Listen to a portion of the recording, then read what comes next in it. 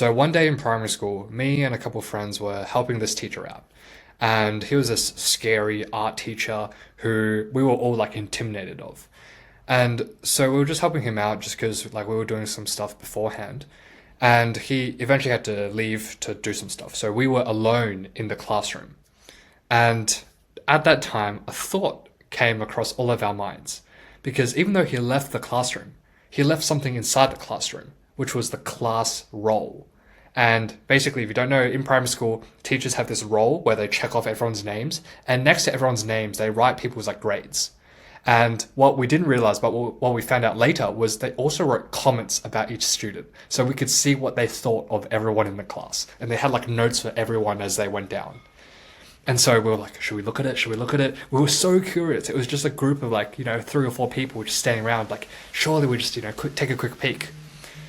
And in the end, curiosity got the better of us, and we took the roll, we flicked to the page of our class, and we scanned down our name. And my friend went first, and when he scanned down, he just saw his name, and next to his name was just the word pain, as in pain in the ass. And when my friend saw that, he was so pissed. I was like, "What?" But it was pretty funny because usually it's him that's causing like just messing around in class, and so I could see why like the teacher thought of him as a pain. And I went to next my name, and it was like could do better, and it was interesting what he thought of me because I realized that, yeah, I wasn't really taking class seriously. I was kind of taking my friend's influence and just mucking around in class. And yeah, I mean, I guess his comment made sense. It reflected that.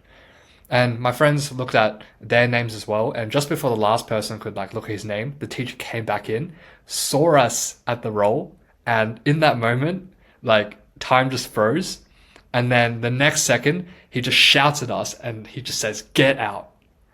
And then we were like shit scared because he's like the scary teacher. He's like big, jack, tall. And so we just quickly run out. And the girl in our group starts crying like they're going to expel us.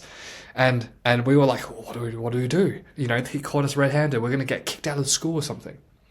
But luckily it was fine. We just talked to the teachers, explained what happened. Yeah, obviously it was like, wasn't a great thing to do, but it wasn't like that big of an issue. So we were like, okay, it won't happen again, things like that. And yeah, that situation kind of passed.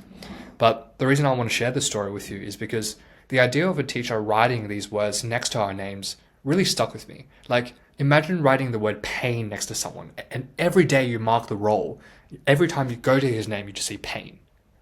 And so you've basically branded this guy as pain for the rest of his time as a student until you change it, of course. But like, for that entire year, basically that word stays there. That label, that reputation that you have is going to stay with you every single day. And this experience really made me realize the importance of reputation and how that comes down to just tiny actions.